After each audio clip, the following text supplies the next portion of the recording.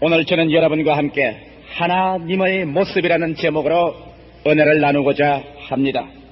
성경 말씀 가운데 보면 선지자 호세아는 외쳐 말하기를 내 백성이 지식이 없어 망한다고 탄식했었으며, 오늘날 세계는 지식과 그 지식을 생활에 사용하여 생활을 편리하게 하고 부요를 얻는 경쟁을 세계 각국에서 하고 있습니다. 지식과 그 활용이 약한 나라는 약소국가가 되고, 지식과 그 활용이 많은 나라는 강대국이 되어가고 있는 것입니다. 여러분이 잘 아시는 바와 같이 석유 파동이 일어나자 세계 여러 나라에서는 새로운 에너지원을 얻기 위해서 그들의 지식을 총동원하여 연구하고 있습니다. 이러므로 장차 우리 석유가 아닌 원자에서나 다른 데서 에너지원이 필연적으로 개발될 것을 압니다. 이것도 또한 지식과 그 지식의 활용에 따라서 생겨나는 것입니다. 신앙생활도 그와 같습니다. 하나님에 대한 지식과 체험이 깊어지면 깊어질수록 신앙은 부유해집니다. 우리는 어떻게 해야 하나님을 더 가까이 알 수 있을까요? 어떻게 하면 하나님을 더 깊이 체험할 수 있을까요?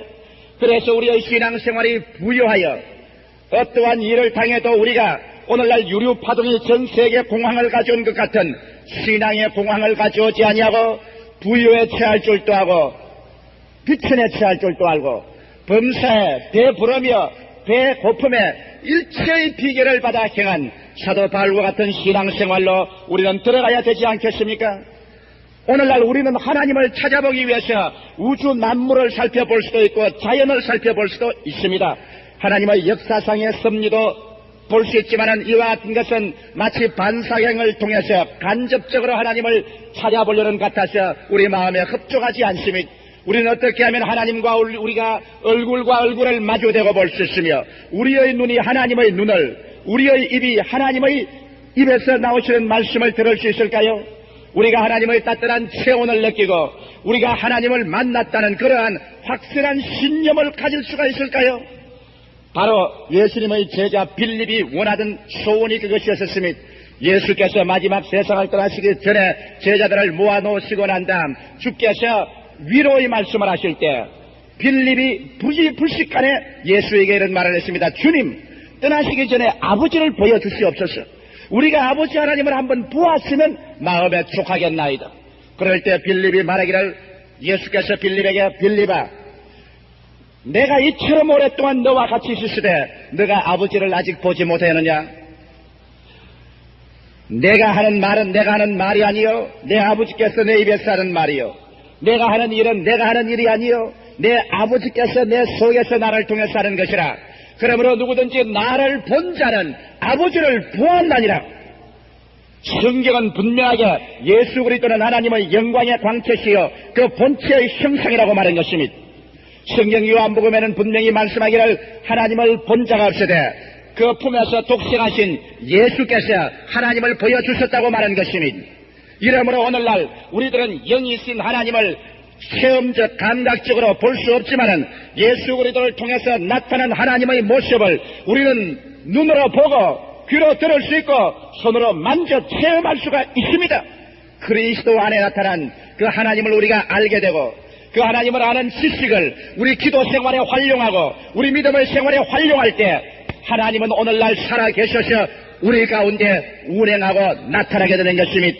이러므로 호세아 선지의 탄식같이 내 백성이 지식이 없어 망한다는 이러한 성도들이 되지 말아야 될 것인 것입니다. 하나님에 대한 지식을 분명히 알고 이 지식을 따라 우리가 말하고 기도하고 행동할 때 오늘날 또 하나님은 변혁지 않고 살아계셔서 우리 가운데 당신의 자비와 긍휼과 구원하심과 능력과 은혜를 베풀어 주시는 것입니다. 그러므로 저는 오늘 이 시간에 하나님의 모습을 우리 주 예수 그리스도 안에서 살펴봄으로 말미암아 하나님에 대한 지식을 얻어 우리의 신앙이 부유하게 되기를 바랍니다. 첫째로 우리 하나님은 어떠하신 분이신가? 그는 우리에게 찾아오셔서 삶의 근원적인 문제를 해결해 주시는 하나님이신 것입니다. 성경 말씀 요한복음 4장 1절로 26절에 보면은 하나님께서 우리에게 찾아오셔서 우리를 도적질하고 죽이고 멸망시키고 심판하기 위해서 오시지 아니하시고 우리를 꾸짖지 아니하시고 우리를 불쌍히 여기시고 우리에게 가장 인간의 삶의 근원적인 문제, 우리의 마음속에 부르짖는 안타까운 마음의 호소의 그 원인을 알아서 해결해 줌으로 말미암아 인간 생활의 참된 부여와 생명이 마음속에 넘쳐나오도록 만들어주기를 원하시는 하나님이라는 것을 잘 알 수 있는 것입니다. 성경 요한복음 4장에 보면 예수께서 유대에서 갈릴리로 가는 중에 그 중간에 있는 사마리아를 지나가시려고 결심하셨습니다. 사마리아 사람들은 유대인에 대해서 반발을 하고 예수님을 미워했었습니다. 예수님이 할 수만 있으면 유대에서 빙 돌아서 갈릴리로 가시는데 그날은 강행군을 하셔서 주님께서 사마리아로 가십니다. 제자들이 따라갈 수가 없습니다. 예수님의 발걸음이 어찌나 재촉을 하시고 빨리 걸으시는지 제자들이 뒤에 따라가며 허덕허덕했습니다. 태양이 쨍쨍 쪼이는 사막길을 주님께서 개의치 아니하시고 걸어오셔서 사마리아의 수가성에 오셨습니다. 때가 12시가 되었습니다. 아마 아침 식사를 안 하고 일찍 떠난 모양입니다. 제자들은 배가 고팠었습니다. 예수님을 그 자리에 두고 제자들은 우리는 점심 요기를 하러 들어가겠습니다 하고 시내로 들어가셨습니다. 예수님은 점심 요기를 할 생각도 없습니다. 아침도 굶으시고 정오의 점심때가 되었는데도 밥 잡수실 생각을 하지 않습니다. 태양은 쨍쨍 머리 위에 비치고 목이 타고 온 전체가 불붙는 같이 덥습니다. 이와 같은데 수가성 우물가에 예수님은 앉아서 그 누구를 기다리는 간절한 모습으로 주님께서는 사람을 기다리고 있습니다. 이상한 일입니다. 이 들판에 우물에 인적이 끊어지고 더구나 12시 정오 뜨거운 태양빛을 쬐이며 누가 우물가에 물을 기르러 올 리도 만무한데 예수님은 누구를 그렇게 간절히 기다리는지 모르겠습니다. 예수님은 방금 동리를 내려다 보십니다. 사람이 물길로 오르는 그 길을 주님께서 또 살펴보십니다. 그러고 난 다음 주님께서는 학수고대하고 누구를 기다리십니다. 제자들이 떠나고 난 다음 잠시 후에 저 멀리서 그림자 하나가 나타난 것입니다. 물동이를 어깨에 걸머매고 한 여자가 나옵니다. 얼굴에는 수건을 덮어쓰고 온 몸을 천으로 감고 그런 허덕허덕하면서 그 길을 걸어 나옵니다. 뜨거운 태양빛 아래 검은 그림자를 길게 던지면서 그는 우물가에 왔었습니다. 그는 아무에게도 상관을 하지 않으셨습니다. 관념을 두지 않으셨습니다. 우물가에 앉으신 예수 그리스도를 바라보고도 그는 조금도 관심을 기울이지 않고 우물가에 와서 동이를 내려놓고 다래박을 내어서 우물 속에 넣어 물을 길르려고 하는 것입니다. 예수께서 그 장면에 그 여자를 보고 말을 거셨습니다. 바로 예수께서 찾아오신 것은 그 여자인 것입니다. 예수님은 하루 종일 오전 전체를 걸려서 강행군을 걸어오신 것이 바로 이 수가성에서 정오에 물을 길러러 찾아온 이 여자 한 사람을 만나기 위해서 주님 오신 것입니다. 주께서 즉시 그 여자에게 말씀을 걸으셨습니다. 여자여, 제게 물 좀 주십시오. 그러자 이 여자는 귀찮은 듯이 예수님을 쳐다보고 난 다음 이와 같이 대답을 했습니다. 당신은 유대인이 아닙니까? 유대인과 우리 사마리아 사람은 상종하지 않지 않습니까? 어찌 당신 유대인으로서 사마리아인 여자 나에게 물을 달라고 합니까? 원망스러운 눈으로 예수를 바라보고 모른 체하고 또다시 물을 기르려고 합니다. 그럴 때 예수께서 당장 그 말에 대답하셨습니다. 여자여, 당신에게 물을 좀 달라는 사람이 누구인 것을 당신이 알고 하나님의 선물이 어떠한 것을 알았더라면 당신이 오히려 내게 구하였을 것이요, 내가 당신에게 목마르지 않은 생수를 주었을 것이다. 그 여자가 말을 들으니 이상한 말을 합니다. 그래서 다시 다래박을 쥐고서 그 사람을 보고 말했습니다. 아니 여보십시오, 당신은 누구십니까? 이 우물은 깊고 물길을 다래박도 없는데 당신이 어디에서 나에게 생수를 주겠다는 말씀인 것입니까? 이 우물은 우리 조상 야곱이 받는 것이며 이 우물은 그 이후로 우리 후손들이 마시고 있습니다. 당신은 우리 조상 야곱보다 크니까. 그때 예수께서는 단도직입적으로 그 여자의 가슴 속에 텅 빈 공간을 향하여 주님께서 말씀하신 것입니다. 여자여, 이 물을 마시는 자는 다시 목마르고 다시 목마르다. 물을 마시고 난 다음 그도 또 와서 물을 길러야 되고 마시고 난 다음 또 와서 물을 길러야 된다. 그러나 내가 주는 물은 일단 마시면 그 뱃속에서 영생토록 솟아나는 생수의 근원이 되어 영원히 솟구쳐 올라와서 다시는 목마르지 아니하다. 그 말에 귀가 번쩍해졌습니다. 이런 일이 있을 수가 있는가? 그래서 선생님, 그러한 물을 내게도 주십시오. 내가 그 물을 마시고 난 다음 다시는 목마르지 아니하여 이 우물가에 오지 않게 하여 주시옵소서. 이 예수 그리스도와 이 여자와의 대화 속에는 암시적인 말이 다분히 있는 것이며 그는 그 야곱의 운물의 물 문제뿐 아니라 인생의 운물을 말하는 것이며 이 여자가 말한 대답에도 그런 의미가 농후하게 있는 것이며 세상의 물을 그득 마시고 세상의 물을 그득 마셔도 마음속에 흡족함은 없고 갈급함은 여전한 것이며 그러나 예수께서 말씀하시기를 내가 주는 물을 일단 한 번만 마시고 나면 다시 세상 물을 찾아 허덕이지 않아도 된다는 것이며 여자가 물을 달라고 하셨으며 예수님은 이제 여자의 근원적인 문제를 파헤쳐 들어가는 것이며 당신의 남편을 데리고 오시오. 그러면 내가 그 물을 드리리. 이 질문을 받고 그 여자는 잠시 머뭇거렸었으며 잠시 생각해 보았었으며 그러고 난 다음 이 분에게는 자기의 생애 전체를 말해도 괜찮다고 생각했으며 나는 남편이 없습니다. 예수께서 무릎을 탁 치시면서 하신 말씀이 정직하오. 당신 말이 옳아요. 당신은 남편이 없어요. 당신은 남편을 5번이나 갈아제꼈어요. 여자는 눈이 휘둥그레졌으며 당신이 지금 데리고 사는 6번째 남자는 역시 당신의 남편은 아닙니다. 그 말을 듣자마자 이 여자는 그 눈에서 비늘이 떨어지는 것 같았으며 하하 내 앞에 서 있는 이분은 보통 사람이 아니라 선지자로구나. 그래서 말하기를 내가 보니 당신은 선지자로소이다. 우리 조상들은 이 사마리아에서 예배를 드려야 하고 당신네 유대인들은 예루살렘에서 예배를 드리려고 하는데 어떻습니까? 이제는 예배 의식을 가지고 나옵니다. 그때 예수님은 당장 그 말을 다시 돌이켰습니다. 여자여 이 산에서도 말고 예루살렘에서도 말고 진실로 하나님을 예배할 때가 오나니 하나님은 신령과 진정으로 예배하는 자를 찾으시느니라. 하나님은 영이시라. 하나님을 예배하는 자는 신령과 진정으로 예배할 것이지 무슨 사마리아에서나 예루살렘에서나 장소와 공간에 한정되어 있지 않으니라. 여자가 말하기를 우리는 그것이 무언지 복잡해서 모릅니다. 메시아가 오실 것인데 그 메시아가 오시면 이것을 우리에게 알려줄 것입니다. 그때 예수께서 말씀하기를 바로 쳐다보시오. 내가 바로 메시아요. 내가 바로 세상을 구원하러 온 구주요. 이 여자가 나사렛 예수를 쳐다보았으며 그 눈이 예수의 눈과 부딪혔으며 그의 모습이 예수의 모습과 부딪혔으며 예수 그리스도의 그 놀라운 메시아의 은혜와 사랑이 그 영혼 속에 파고 들어왔으며 그는 예수 그리스도 앞에서 자기의 인생 전체가 벌거벗은 것처럼 드러나버리고 말한 것이며 그는 자기가 죄인이요 자기가 부정한 여자인 것을 분명히 예수께서 알면도 불구하고 그 죄를 기적하지 아니하시고 말씀하신 그 말씀 전체가 그 여자의 마음속에 꿰뚫어져 이해되기 시작한 것입니다. 아 그렇다. 내가 5 남편을 가르치긴 것은 5번 우물물을 가르치긴 것이 아닌가. 예수님이 하신 말씀은 그 말이 아닌가. 그 여자의 마음속에는 주마등같이 그가 지나온 과거가 기억이 나셨으며 아마 그 여자가 처음 결혼한 남자는 부잣집 남자임에 틀림이 없었을 것이며 그래서 부귀 영화를 누려보려고 했지만은 그런 부귀 영화를 가졌으나 마음의 갈등과 갈급함이 가득 차고 그 남편의 부정과 음탕과 방탕과 집을 지키지 아니하며 그런 인생의 모든 허물을 느끼고 그 가정을 박차고 나왔을 것이며 그는 그 마음속에 분명히 그때가 기억나셨으며 그래서 나는 그 부잣집 우물물에서 물을 마시다가 그가 내 마음을 채워주지 못해서 그 우물을 버리고 내가 나왔겠지. 2번째 내가 남편을 대한 것은 어디였더라? 그렇지 학자의 집이었지. 나는 부자의 몸소리가 나셔. 돈 있다고 자랑하고 음란하고 방탕한 그 남편의 몸소리가 나셔.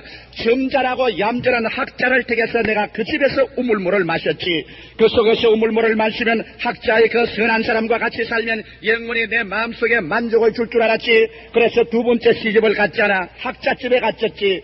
아침과 저녁에 학자는 늘 책만 들고 있었지. 밤늦게까지 책을 들고 있었지. 그럼 아무렴 그랬었다. 그는 이발을 하지 않았었어. 늘 책만 읽고 있었으니까 내가 가위로 억지로 머리를 깎아 주어야 했지. 손톱과 발톱이 길어지고 목욕을 하지 않아서 내가 목욕을 시켰지. 물로 갖다가 덮어 씌웠지 않아. 학자집에 가니까 배가 고파 먹을 것이 없었지. 있는 것 다 팔아서 책을 샀지. 그리고 그런 아내보다도 책을 더 사랑하고 그 학자 친구들과 모여서 있는 것 없는 것 다 팔아서 먹고 마셨지. 나는 인간 대우를 못 받아서 그 집 우물에서도 물을 마시고 있으나 내 물에 마음에 만족을 주지 못했었지. 그래서 내가 그 집 우물도 떠나고 말았어. 3번째 내가 또 시집을 갔지. 나는 이상에 불타는 여자야. 나는 목적을 찾고 싶어서 인생을 그냥 허무와 공허를 가지고 살고 그대로 지날 수는 정말 없었던 거야. 사람들은 날 보고 욕을 했지. 음란한 여자라고 말을 했어. 죄인이라고 말했지.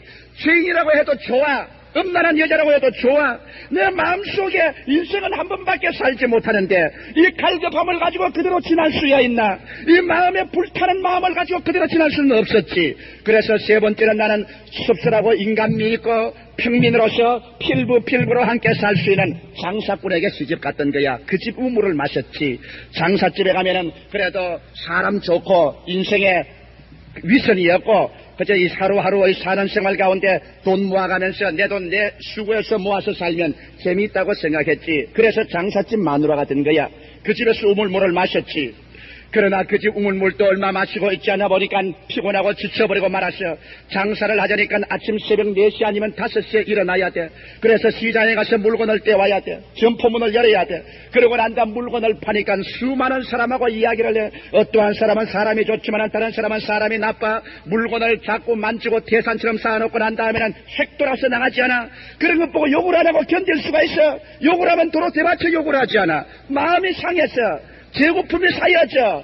그러고 난 다음에 물건을 팔고 집에 들어오면 밤 11시, 12시가 되도록 장부 정리를 하면 지쳐서 잤지. 1년 내내 살아도 남편하고 한번 다정하게 이야기 한번 해줄 것도 없고 서로 놀러 간 적도 없지. 다정하게 차를 마시고 서로 웃어본 적도 없지. 늘 아침 일찍 일어나서 장사하러 나가고 밤늦게 들어와서 장부 정리하다가 돈 숫자가 안 맞으면 서로 논쟁을 벌였지. 그리고 주묵이 오고 가고 한 적도 있었어. 그 집도 재미가 없었어. 일평생 그렇게 넓다니 너무 억울해서. 그래서 나는 그 집에서 더 살고 싶지 않아. 내 이상을 펼 수가 없어. 그래서 그 집 우물도 박차버리고 말았지. 장사꾼도 떠났는 거야. 그래서 나는 이제 모든 세상이 귀찮아졌어. 그 다음 내가 간 데가 어디더라? 그렇지, 내가 농부에게 시집을 갔지. 이제는 다 싫다. 이제는 고요하게 봄철 아침에는 종다리가 노래하고 여름철에는 결과선에 나가서 꽃피는 곳에서 일하고 흙냄새를 맡으며, 그래서 우리가 토마토 심어 토마토 먹고 감자 심어 감자 먹고 고구마 심어 고구마 먹고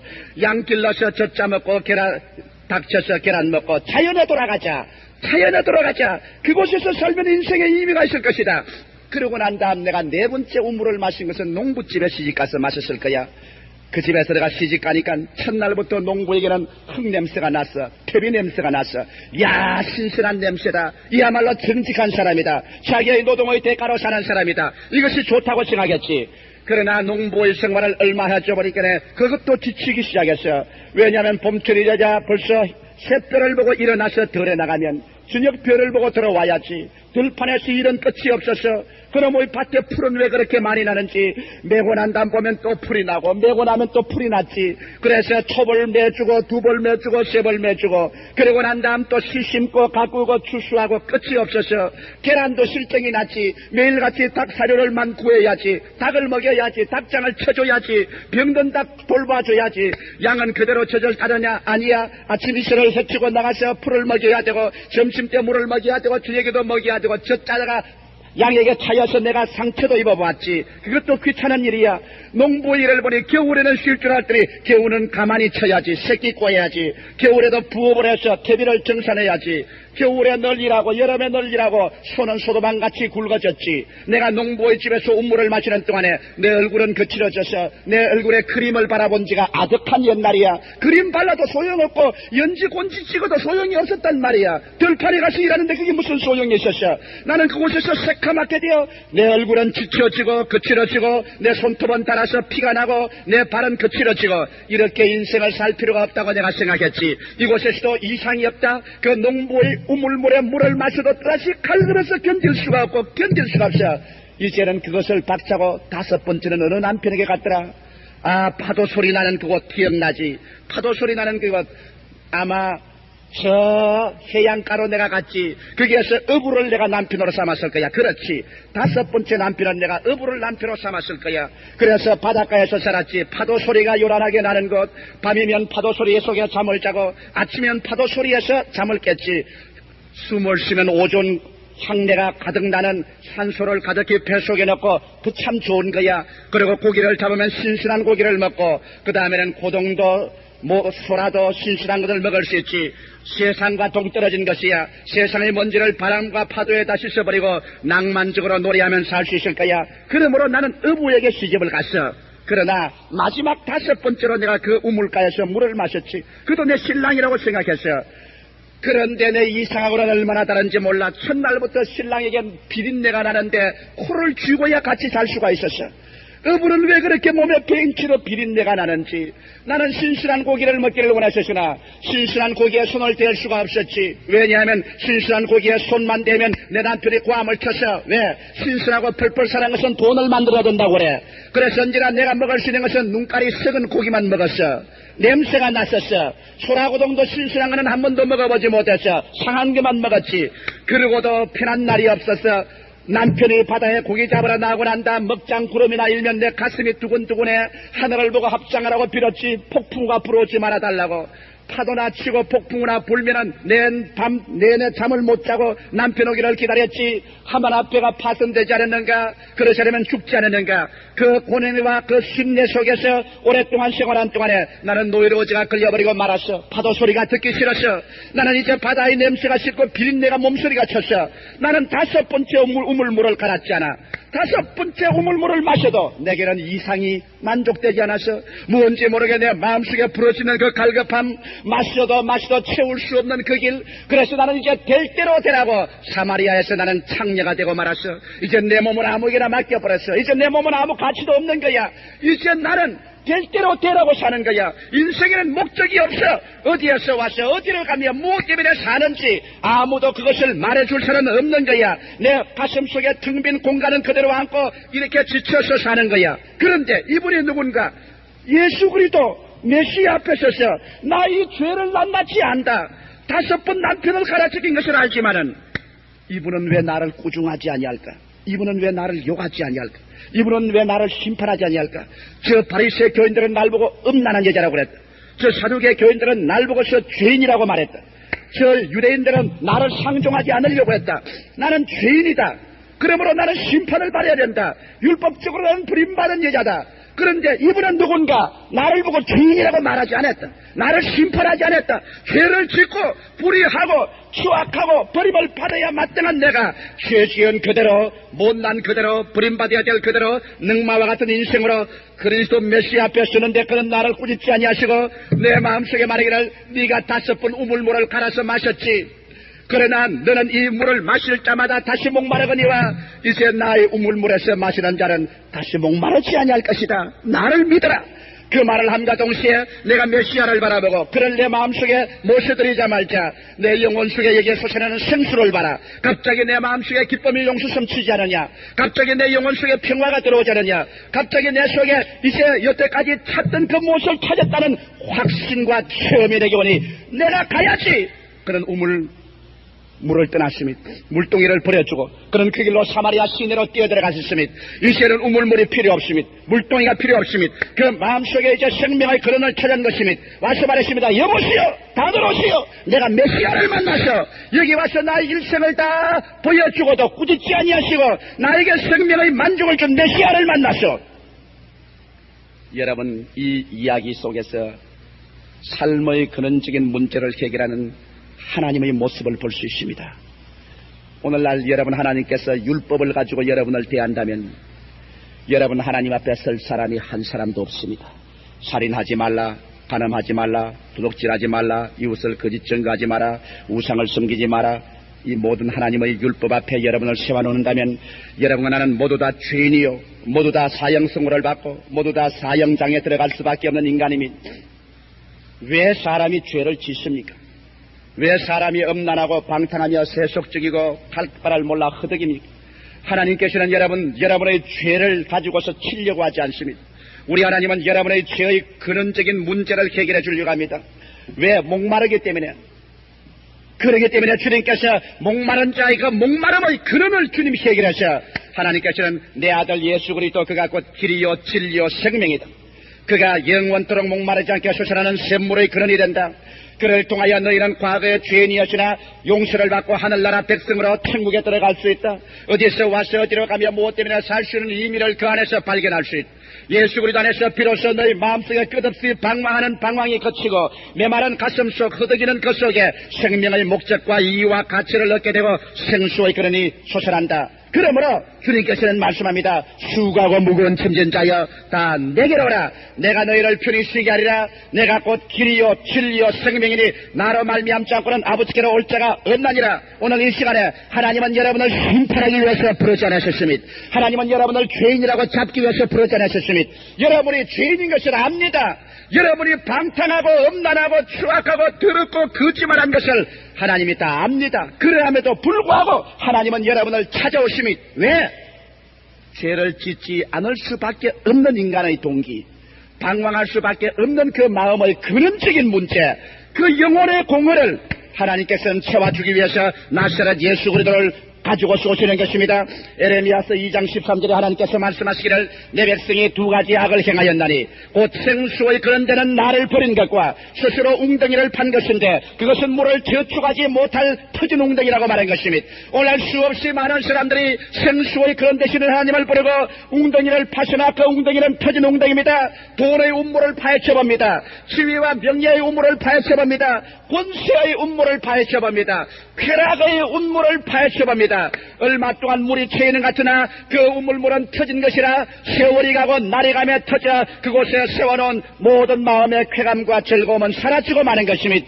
모든 인생은 풀과 같고 그 영화는 풀의 끝과 같아 풀은 시들고 꽃은 떨어져 버리고 마는 것입니다. 그리고 그것을 잊지하던 사람들은 허공을 바라보고 빈손 들고 탄식하게 되고 마는 것입니다. 그 우물물을 마시는 자마다 다시 목마르거니와 예수 그리스도의 우물물에서 마시는 자는 영원토록 목마르지 아니하는 것입니다. 이것은 어찌할 수 없는 인간의 실존인 것입니다. 인간의 현실인 것입니다.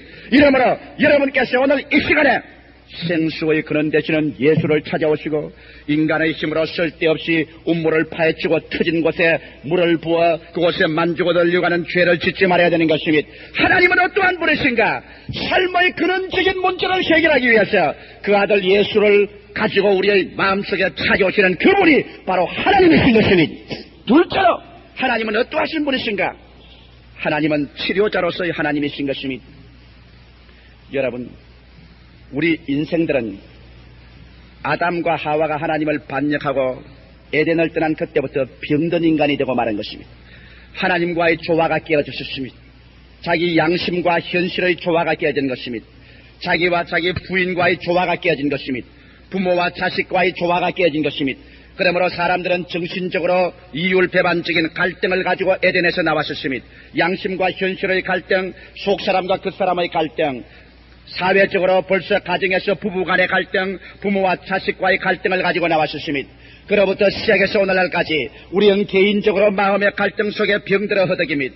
부모와 자식 간의 갈등이 끝이 없습니다. 남편과 아내가 한 지방 밑에서 한 소태밥을 먹고 살면서도 끊임없이 그들은 비틀거리는 갈등을 이기지 못하여 몸부림치고 있는 것입니다. 이러므로 오늘날 세계는 병든 세계입니다. 우리의 사회는 병든 사회입니다. 왜? 세계와 사회를 구성한 인간이 병든 인간이기 때문인 것입니다. 이러므로 성경에는 이사야서 1장 5절로 6절에 말하기를 너희가 어찌하여 매를 더 맞으려고 더욱더욱 태워가느냐. 온 머리는 병들었고 온 마음은 피곤하였으며 발바닥에서 머리까지 상한 곳이 없이 상한 것과 터진 것과 새로 맞은 흔적뿐 그것을 짜며 사매며 기름으로 유하기함을 받지 못하였나니라고 말하고 있는 것입니다. 오늘날 세계는 병든 세계요. 오늘날 인간은 병든 인간의 실존인 것입니다. 우리 인간 한 사람을 두고 생각해봐도 내가 영적으로는 죄책과 정죄감, 죄악으로 말미암아 병든 인간이요. 가슴속에는 허무와 무의미로 말미암아 텅 빈 공간을 가지고 병든 인간이요. 육체는 쓰라린 병에 앓고 오늘날 날이 갈수록 더 많은 사람이 암에 쓰러지고 고혈압에 쓰러지고 신경성 노이로제에 쓰러지고 위장 폐장병으로 쓰러져가고 있는 것입니다. 그리고 육체는 죽습니다. 흙이 됩니다. 절망적으로 병든 것이 인간입니다. 어느 때 미국이 제일 처음 달에 인간을 쏘아 올렸었을 때 서울대학교 나가는 학생이 이제는 이미 졸업하고 사회로 나왔지만은 그가 날 찾아와서 아주 이기양양하게 말했습니다. 목사님, 이제는 목회 사표를 내는 것이 좋습니다. 그 무슨 말이냐? 이미 인간이 과학이 발달되어 로켓을 타고 달에 올라가셨습니다. 달에다가 국기를 꼽았었습니다. 이러한 시점에서 신이 어디 있습니까? 하나님이 어디 있습니까? 이제는 성경은 끝장났습니다. 이제는 저 고고학적인 하나의 저서에 불과합니다. 이제 하나님은 없습니다. 그러므로 정직하게 목사님은 목회를 그만두고 신은 죽었다 하고서 물러나는 것이 좋을 것입니다. 나는 그래서 그 청년의 말을 듣고 난 다음에 웃으심이, 청년아, 그렇게 신이 쉽게 죽을 수 있었다면 나는 처음부터 예수를 믿지 않았을 것이. 내가 이제 가상으로 자네하고 이야기를 한번 해봅시다. 자, 사람들이 이제는 큰 비행기를 만들어서 로켓선을 타고 달나라에 이사를 간다고 하자. 내가 자네에게 묻겠는데 달나라에 가도 감옥이 필요하겠나? 가만히 생각하지. 감옥이야 필요하겠죠. 그 중에도 도둑놈이 있을 테니까. 그렇지. 그럼 감옥 감방을 만들어야 된다. 달나라에 가도 캬바레나 바나 음란이나 댄소리나 그런 것으로 사람이 자기의 마음의 만족을 얻기 위해서 몸부림치는 그러한 오락기구를 가질 필요가 있겠나? 사람이야 그런 게 있어야 살죠. 그거 없이 삽니까? 좋다. 달나라에 가서도 공동묘지가 있겠지. 그건 왜 물어요? 아니 달나라에 가도 공동묘지가 있겠지. 그야 사람이 죽으니까 공동묘지에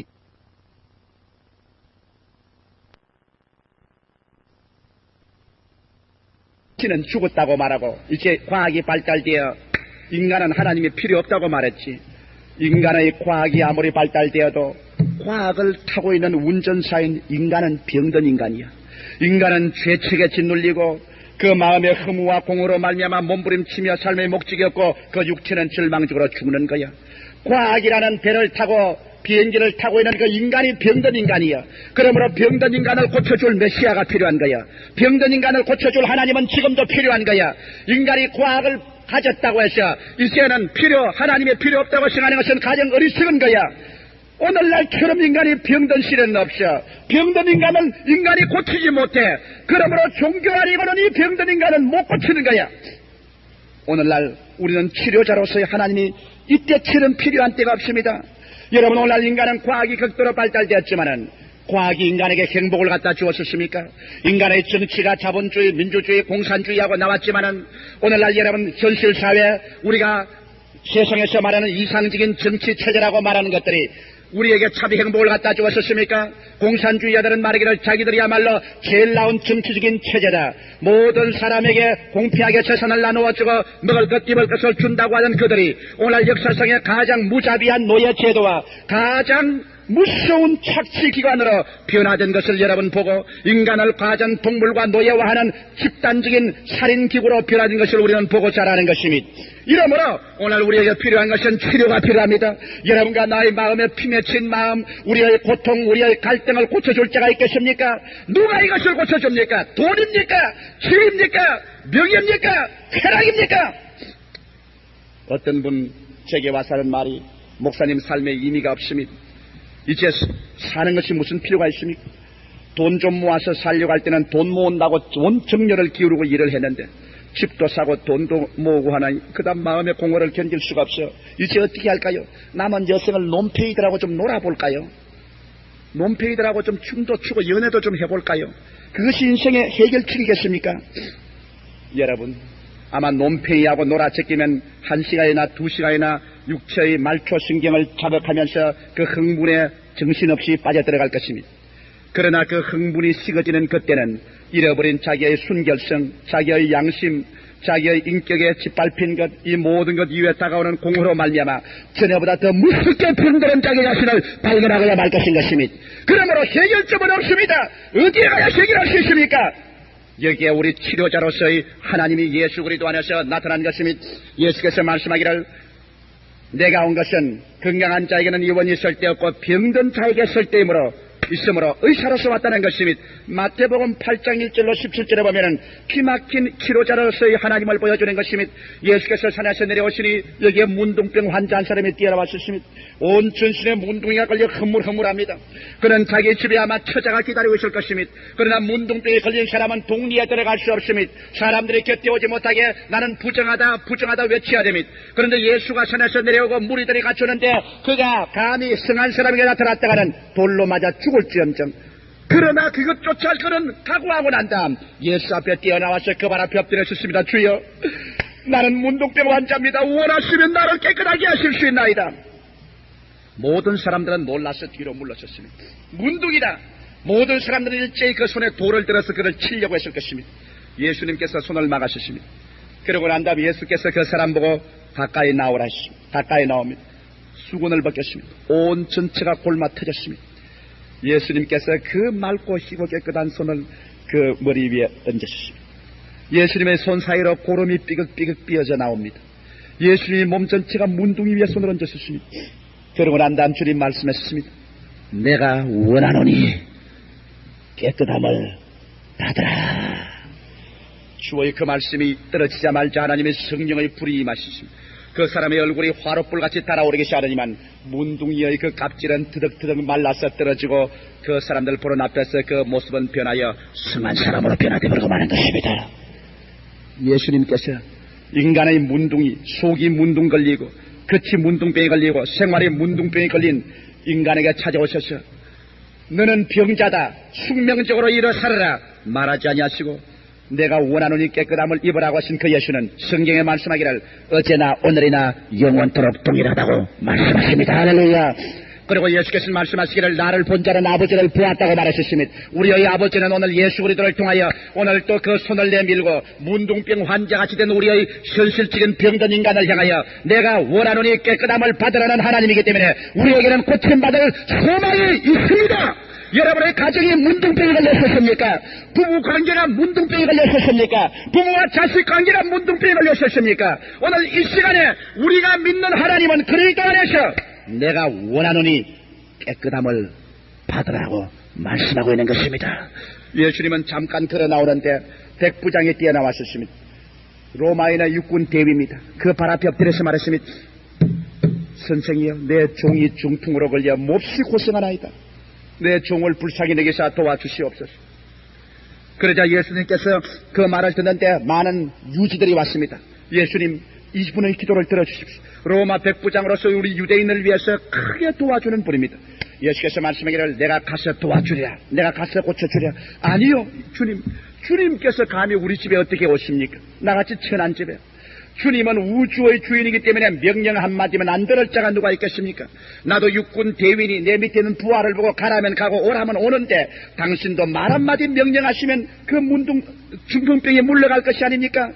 예수께서 그 말을 듣고 난 다음에 주님께서 감탄하셨습니다. 야, 이 사람 믿음이 크도다. 온 이스라엘 천지를 다 돌아봐도 이만한 믿음을 가진 사람 내가 보지 못했노라. 내 믿음대로 될지어다. 즉시로 중풍병이 떠나가고 고침을 받은 것입니다. 사람들은 말합니다. 오늘날 예수님이 눈에 보이지 않지 않습니까? 그러므로 우리가 어찌 고침을 받을 수 있습니까? 예수님은 보이지 않지만 그리스도가 주신 말씀은 우리의 손에 가지고 있는 것입니다. 할렐루야. 주님 우리 집에 오실 필요가 없습니다. 말씀만 하옵소서. 예수의 말씀 한마디가 그 중풍병 환자를 고친 것처럼 오늘날 또 그리스도의 말씀은 인간의 중풍병을 고치는 것입니다. 정신적으로 불구가 되고 사회적으로 가정으로 불구가 되어 일어나지 못한 병든 인간을 향하여 오늘날 또 주님께서는 내 믿음대로 될지라 말하는 것입니다. 우리가 믿지 아니한 자를 어떻게 부르겠습니까? 하나님이 오늘날 우리를 고치는 것을 모르고 어떻게 믿을 수 있습니까? 하나님은 여러분의 불구된 인생을 오늘 이 시간에 일으키기를 원하시는 것입니다. 주님은 지나가다가 베드로의 장못집에 들어가서 열병으로 앓은 여인을 주께서 일으켜 세우신 것입니다. 그리고 그를 그리스도를 봉사하게 만들었습니다. 세상에 미쳐서 술에 열병이 걸리고 아편에 열병이 걸리고 음란에 열병이 걸리고 마작과 도박에 열병이 걸린 사람들도 예수께서 한번 손을 만지시면 그 열병이 고침을 받고 그리스도를 섬기게 되는 것입니다. 성경은 마지막 마태복음 8장 17절에 보면은 저녁 때 수많은 사람들이 귀신 들린 자를 데리고 오며 예수께서 말씀으로 귀신들을 쫓아내시고 병든 자를 다 고치시니 이런 성경에 이르실 때 제가 친히 우리 연양것을 담당하시고 우리의 병을 짊어지셔 또 담을 이루리 하심이라고 말한 것입니다. 오늘날 세계는 여러분 귀신 들린 세계인 것입니다. 사람들마다 자기 정신을 잃어버렸습니다. 사람들마다 자기 이외의 다른 세속적인 정신에 덮쳤습니다. 자기가 마음에 원치 아니하면서도 사람들은 세상을 향하여 귀신 들린 세계처럼 귀신 들린 사람처럼 귀신을 따라 나가고 있는 것입니다. 다른 잘못된 사상과 생각을 통하여 나오고 있는 것입니다. 그러나 예수 그리스도 앞에 나오면 그리스도는 잘못된 생각을 다 청결하고 높아진 생각을 낮추시고 주님께서 수술하시고 잘못된 사상과 생각과 귀신을 내어 쫓으시고 주님께서 병든 자를 다 고치겠다고 말씀하는 것입니다. 우리 하나님은 어떠한 하나님인 것입니까? 우리 하나님은 치료하는 하나님인 것입니다. 왜냐하면 예수께서 친히 우리 연약한 것을 담당하시고 우리의 병을 짊어지셨다고 말한 것입니다. 오늘 우리 성찬을 뗄 때 예수님이 깨어진 몸을 뗍니다. 깨어진 몸은 무엇을 의미하는 것입니까? 예수께서 빌라도의 뜰에서 묶여서 덩어리가 산산조각이 찢어지고 갈빗대가 튀어나오고 뼈속이 보이도록 얻어맞으셨습니다.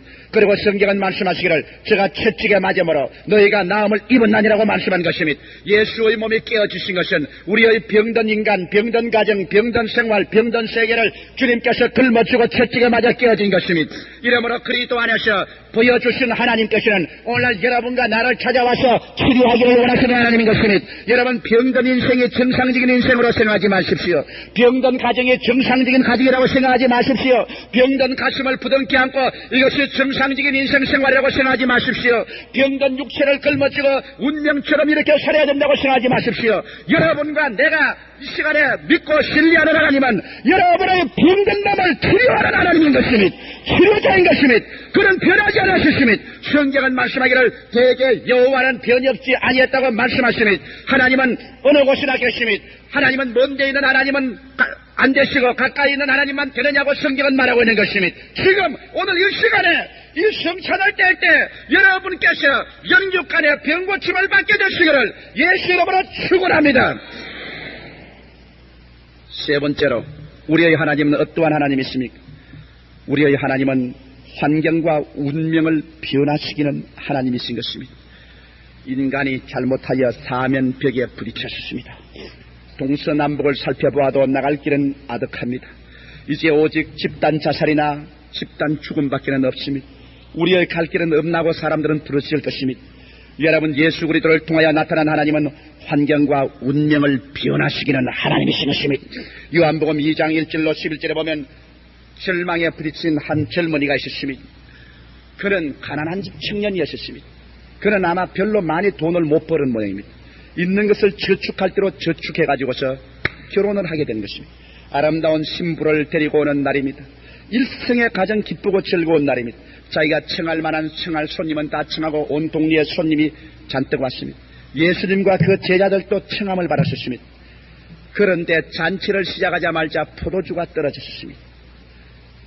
그 집에 돈이 있었으면 포도주를 충분히 준비했을 것인데 잔치에 너무 포도주를 적게 준비해서 포도주가 떨어져서 잔치가 낭패에 들었습니다. 잔치를 주관하는 사람이 신랑과 신부에게 와서 말했습니다. 손님들은 오고 포도주를 달라고 하는데 포도주가 떨어졌습니다. 잔치는 낭패에 났습니다. 사람들 전부 다 쓸쓸한 마음으로 돌아서고 혹은 욕을 하고 있습니다. 어찌하면 좋겠습니까? 청년의 얼굴은 창백해졌습니다. 신부도 창백해졌습니다. 인생의 처음 출발날부터 그들은 낭패에 부딪혔습니다. 그들은 환경과 운명에 부딪혀서 어찌할 바를 몰라 당황하고 있습니다. 그럴 때 예수님의 어머니가 뛰어와서 예수에게 말했습니다. 저들에게 포도주가 떨어져서 큰일 났습니다. 그때 예수께서 말하시기를 여자여 당신과 나와 무슨 상관이 있나이까? 왜냐하면 오늘날 캐톨릭이 마리아를 믿어야 구원받는다는 이런 교리가 나올 줄 주님이 알았기 때문에 그 어머니조차도 당신의 하는 일에 간섭 못하게 하셨습니다. 예수님은 하나님의 아들이지 마리아의 아들은 아닌 것입니다. 주님께서 때가 오매 종들을 불러주십니다. 거기에 결례하기 위해서 종교적인 예식으로 몸 씻는 큰 물통 6개가 있는지라 그곳에 가서 물을 갖다 부으라십니다. 그래서 종들이 가서 그곳에 물을 가득 부어주십니다. 예수께서 그 종들 보고 하신 말씀이 저 물을 떠서 잔치하는 데 가지고 가라고 하십니다. 물입니다.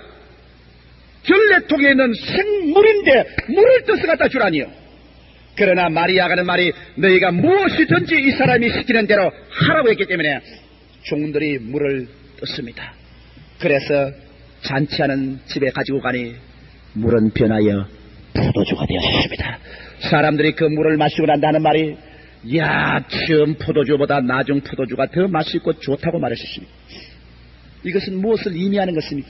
이것은 예수께서 행하신 첫 기적입니다. 예수님이 왜 제일 처음 기적을 행하실 때 물을 포도주로 변하신 것입니까? 이것은 예수님이 이 세상에 오신 것은 바로 하나님, 예수님이 대변하는 하나님은 환경과 운명을 변화시키시는 하나님이라는 것을 보여주기 위한 것입니다. 우리에게는 변화가 필요합니다. 우리가 변화되지 않고 그대로 있으면 침체해버리고 맙니다. 마음도 변화하고 사상도 변하고 생활도 변해야 되는 것입니다. 날이 갈수록 새롭고 또 새로워져야 되는 것이며 어떻게 해야 우리가 변화시키는 역사를 체험할 수 있는 것이며 오늘날 나사렛 예수를 여러분의 가정에 모셔드리고 예수와 함께 살아나가면 예수님은 변화해야 되는 세대에 적합할 수 있도록 우리의 환경과 운명과 우리 자체를 주님은 변화시키는 것이며 슬픔을 변하여 기쁨으로 절망을 변하여 소망으로 낭패를 변하여 성공으로 그러기 때문에 우리는 담대하게 로마서 8장 28절에 하나님을 사랑하는 자 곧 그 뜻대로 부르심을 이룬 자들에게는 모든 것이 합력하여 선을 이룬다고 담대하게 말하는 것입니다. 오늘 또 우리 하나님 우리가 부르시는 이 하나님 추나 추동 사시절을 오게 하는 그 하나님께서는 여러분께서 여러분의 신앙을 그에게 내던지고 주님에게 의뢰할 때 하나님께서는 예수 가운데서 오늘 또 여러분을 변화시키는 기적을 베풀어 주시는 것입니다. 하나님께서 운명을 변화시키고 환경을 변화시키는 기적을 가지고 있지 않다면 오늘 우리는 기도할 필요가 없을 것입니다. 우리의 기도는 효과를 발생하지 못하고 말 것입니다. 그러나 오늘 이 시간에 여러분의 운명은 변화될 수 있습니다. 여러분의 1974년도는 변화된 세월을 맞이할 수 있을 것입니다. 여러분의 낡은 개는 다 꾸겨서 영원히 흘러가는 세월에 떠내려버리고 나는 그리스도 안에서 새롭게 출발할 수 있다고 말할 수 있습니다. 누구든지 그리스도 안에 있으면 새로운 피조물이라 옛날 것은 지나가시니 보라 새 것이 되었더라고 말하는 것은 오늘날 또 하나님께서는 환경과 운명을 변화시키시는 하나님이신 것입니다. 나는 조지 뮬러 목사의 이야기가 기억납니다. 그런 브리스톨에서 기도함으로 2,000명의 고아를 먹이고 입히고 교육을 시킨 분입니다. 추운 겨울날 북풍이 불고 눈소리가 날리는 날에 보일러가 고장이 나셨습니다. 영아실에서 어린아이들은 따뜻하지 않으면 다 죽습니다. 다 얼어 죽습니다. 갑자기 보일러가 터져서 고장이 나시니 보일러를 고치는데 일주일은 걸립니다. 그 영아들을 수백 명의 영아들을 다른 데 옮길 수가 없습니다. 여기에 조지 뮬러 목사는 말하기를 하나님 앞에 나와서 무릎을 꿇어 기도했습니다. 하나님 모든 인류의 아버지 되시고 고아의 아버지 되시는 하나님 보일러가 터졌습니다. 이 많은 영아들을 다른 데 옮길 수가 없습니다. 하나님이여 이 겨울을 변하여 봄이 되게 하여 주시옵소서. 주님 이 겨울을 변화시켜 주시옵소서. 그는 말하기를 곧장 북풍이 그치더니만 그날부터 동남풍이 불기 시작했습니다. 너무나 브리스톨 지구가 따뜻해져서 모든 회사와 공장에서 난로불을 껐다고 말했습니다.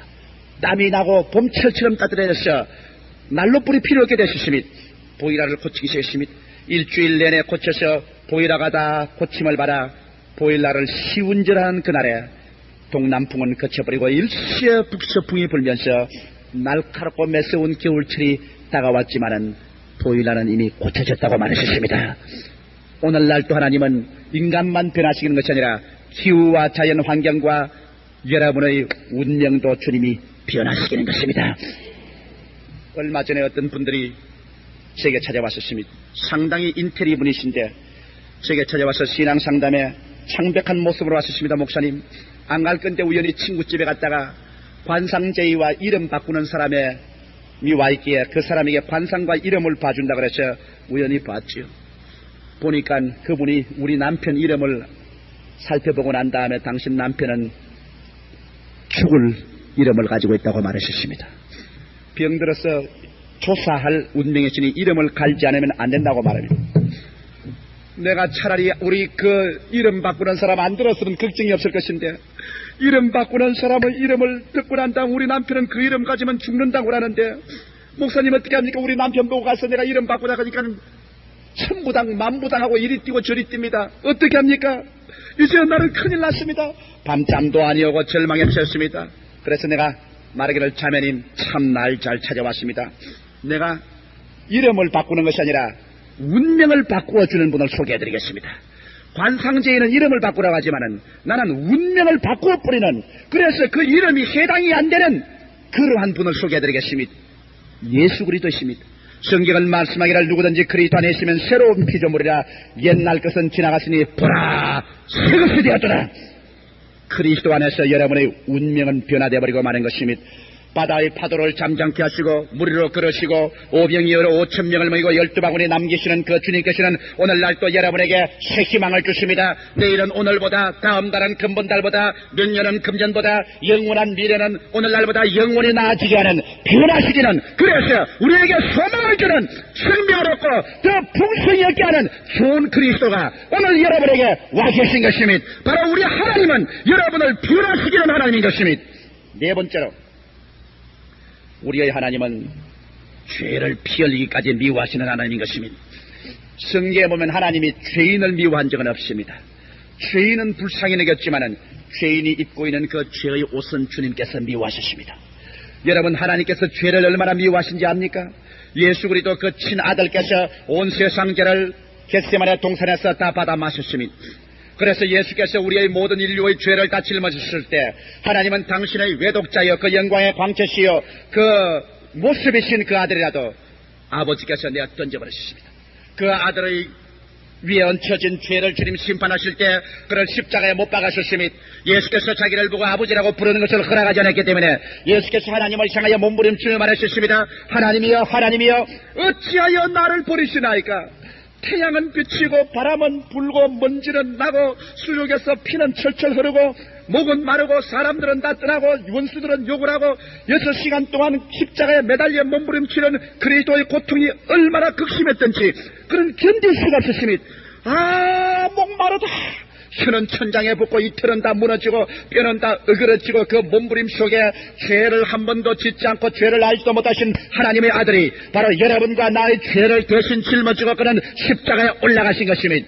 바로 이 사항을 예수님 오시기 600년 전에 이사야는 이미 말하기를 제가 찔리면 우리 허물을 인하며 제가 상하면 우리 죄악을 인하미라. 제가 징계를 받음으로 우리가 평화를 누리고 제가 채찍에 맞음으로 우리가 나음을 입었도다. 우리는 다 어린 양같이 그릇 행하여 각기 책일로 갔거늘 여호와께서는 우리 무리의 죄악을 예수님에게 담당시켰다고 말씀한 것입니다.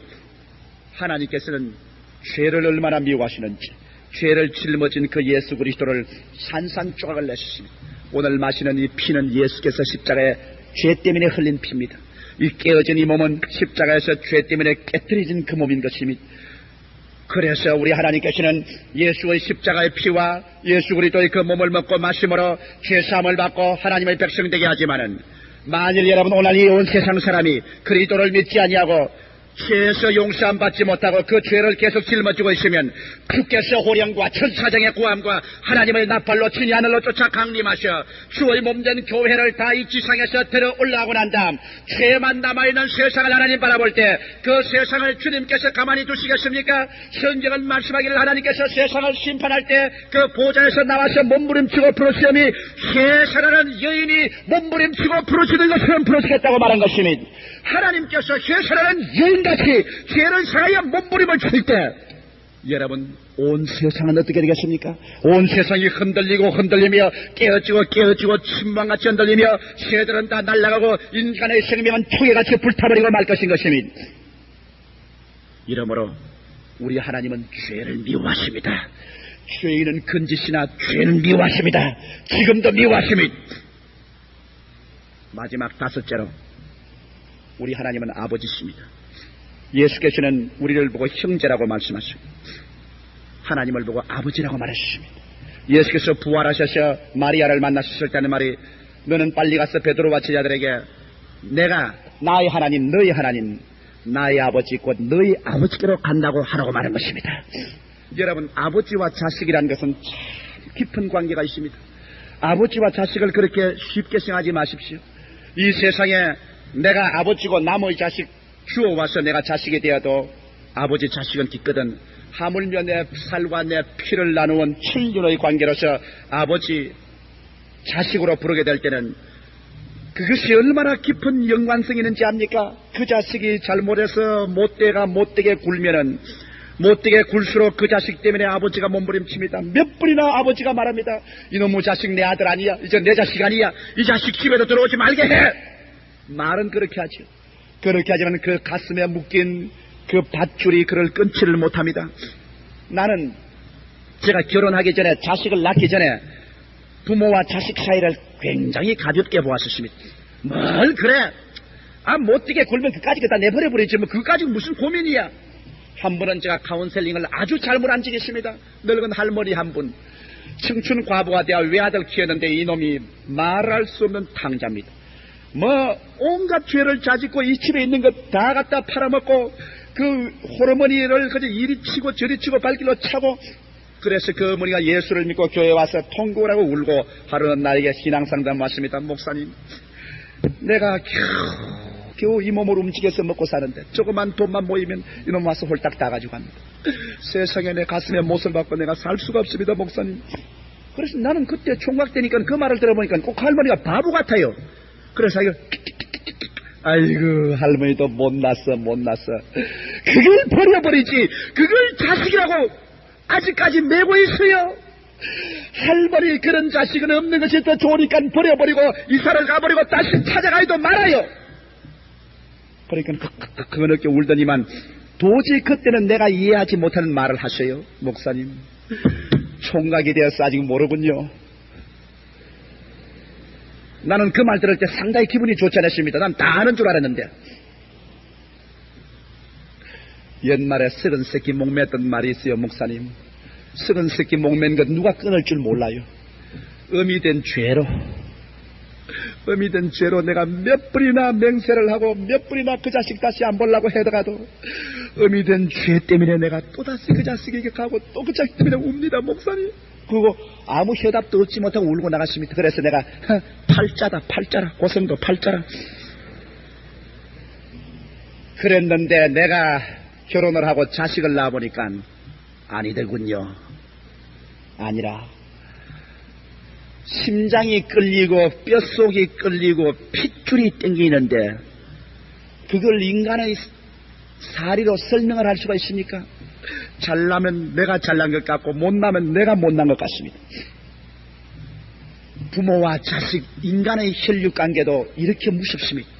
여러분과 내가 하나님이 일할 때 여러분 종교적인 하나님을 믿습니까? 성경은 뭐라고 한지 압니까? 요한복음 1장 12절에 말씀하기를 이는 혈통으로나 육정으로나 사람의 뜻으로 나지 아니하고 아버지 하나님께로부터 난 자들이라고 말하셨습니다. 여러분께서 하나님 아들이 되는 것은 혈통으로나 육정으로나 사람의 뜻으로 난 것이 아닙니다. 부모가 예수 믿기 때문에 나도 예수 믿는다 아니올시다. 내가 마음에 믿고 싶어서 믿었다 육정 아니올시다. 사람의 생각과 뜻으로 믿은 것 아닙니다. 아버지 하나님께서 여러분을 예수 십자가를 통하여 낳은 것입니다. 아버지께서 그 고통을 통하여 여러분을 낳은 것입니다. 그렇기 때문에 여러분 속에 지금 무슨 영이 있는지 압니까? 아들인 거로 하나님께서 아들의 영을 여러분께 주사 아바지라 부르게 하셨다고 말하셨습니다. 하나님을 아버지라고 부르시면 아멘 하십시다. 그렇다면 여러분 고깃덩어리 세상 안 믿는 사람하고는 틀립니다. 여러분은 하나님께로부터 난 사람이며 말씀으로 여러분을 낳으셨으며 여러분 속에 하나님의 영이 들어와서 인간의 핏줄이 나누어진 것이 아니라 이제는 영까지 하나님의 영과 우리의 영이 서로 나누어 가졌으니 이제는 천륜으로 묶였어. 인륜으로 묶였을 뿐 아니라 천륜으로 묶였어. 이러므로 말미암아 어찌 여러분이 잘나면 하나님 기뻐하지 아니하시며 여러분 못나면 하나님 슬퍼하지 아니하시며 여러분 행복하면 하나님 즐거워하지 아니하시며 여러분 고생하면 하나님이 함께 고생하지 않겠습니까? 하나님과 여러분의 관계를 그렇게 가볍게 생각하지 마십시오. 그럼 여러분의 아버지요, 여러분 우리는 그들의 자식입니다. 우리가 아버지라고 부를 때 하나님의 핏줄이 땡기고 하나님의 심령이 울리는 것입니다. 우리는 자식입니다. 하나님이 직접 낳은 것입니다. 하나님 속에서 나온 것입니다. 우리는 종교적인 인간이 아닙니다. 의식적인 인간이 아닙니다. 인간의 생각으로 학문적 도덕적으로 모인 것이 아닙니다.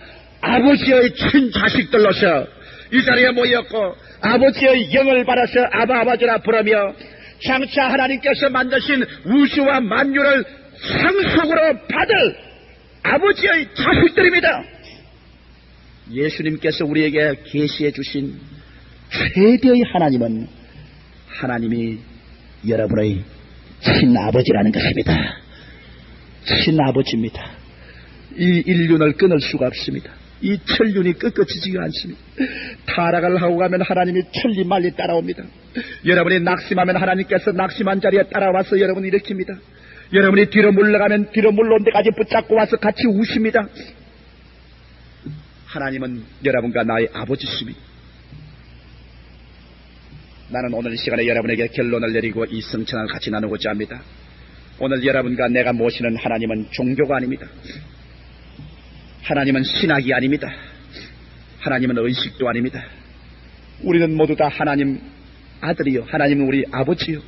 신앙생활은 아버지와 형님 예수와 어머니 같은 성령을 모신 가정의 자식으로 태어나서 천국 가정 생활을 하는 것입니다. 여러분, 하나님은 누구십니까? 그는 삶의 근원적인 문제를 해결해 주시는 분이십니다. 하나님은 어떠하신 분이신 것입니까? 그는 우리를 치료하시는 분이신 것입니다. 그는 환경과 운명을 변화시키는 분이신 것입니다. 그는 죄를 피 흘리기까지 미워하시는 분이신 것입니다. 그리고 그는 우리의 친아버지십니다. 다 같이 고개 숙이시기 바랍니다. 여러분, 엄숙하게 고개 숙이시기 바랍니다.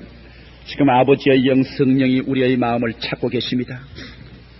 여러분 가운데 아직까지 이 아버지를 멀리 떠난 사람 없습니까? 이 아버지를 아직 믿지 않은 사람이 없습니까? 만일 오늘 이 시간에 아버지의 영이 여러분에게 감동을 안 주거든 결정을 내리지 마십시오.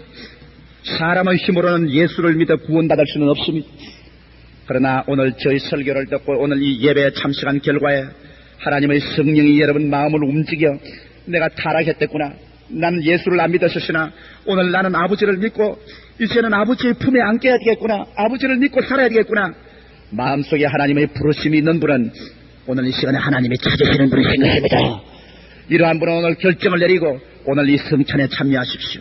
여기 아버지께서 우리에게 주신 영의 양식인 하나님의 아들의 살과 하나님의 아들의 피를 먹고 마셔서 하나님의 아들이 여러분 안에, 여러분이 아들 안에 들어와서 아버지의 친백성이 되는 깊은 은혜 속에 참여해야 될 것입니다. 저는 아직 구원받지 못한 사람 오늘 구원으로 인도하고 성찬에 참여하게 하겠습니다. 예수를 믿지 않은 사람이나 믿다가 타락한 사람이 오늘 주께로 돌아오기를 원하시는 분은 그 자리에 일어나 주시기 바랍니다. 제가 주께로 인도해드리겠습니다. 감사합니다. 여러분의 결정은 아무도 여러분에게 요구하지 않습니다. 하나님께서 여러분 마음속에 그런 감동을 주시거든 일어나십시오. 하나님이 부르시지 아니하시면 예수께로 올 자가 없습니다. 감사합니다. 수많은 사람들이 결정을 내리셨습니다. 하나님께서 여러분을 지금 부르시고 계신 것입니다. 여러분은 지금 하나님의 부르심을 바라는 것입니다. 오늘 이 시간에 여러분이 하나님의 자녀로 태어나는 시간인 것입니다. 일어나신 여러분은 가슴에 손을 얹어 주시기 바랍니다. 진실하고 참되게 이 기도를 따라해 주십시오. 사랑하시는 아버지, 저는 죄인입니다. 어디에서 와서 어디로 가는지 알지 못했습니다. 오늘 하나님 말씀을 듣고 저를 부르시는 음성을 들었습니다. 아버지 앞에 나옵니다. 길 잃어버린 자가 길을 찾아 나옵니다. 집을 잃었던 자가 집을 찾아 나옵니다. 아버지 하나님, 예수님의 피로 저희 죄를 용서하여 주옵소서. 예수 그리스도를 제 영혼의 구주로 가슴에 모셔드립니다. 지금부터 아버지 나라에 갈 때까지 예수님을 믿고 예수님을 의지하고 따라 나가겠습니다. 저를 구원해 주시니 감사합니다. 예수 그리스도 이름으로 감사하며 기도하옵나이다. 아멘. 고요히 그 자리에 앉으시기 바랍니다. 이미 예수 믿는 여러분, 우리는 하나님의 모습을 보았었으며 이제 거룩한 성찬을 떼기 전에 우리 함께 회개하고 간절히 하나님께 기도하고 그 다음 하늘에서 내려오는 생명의 만나인 성찬을 떼십시다. 우리 합심해서 한 2분 동안 간절히 기도드리십시다. 간절한 마음으로 주님께 기도드리십시다.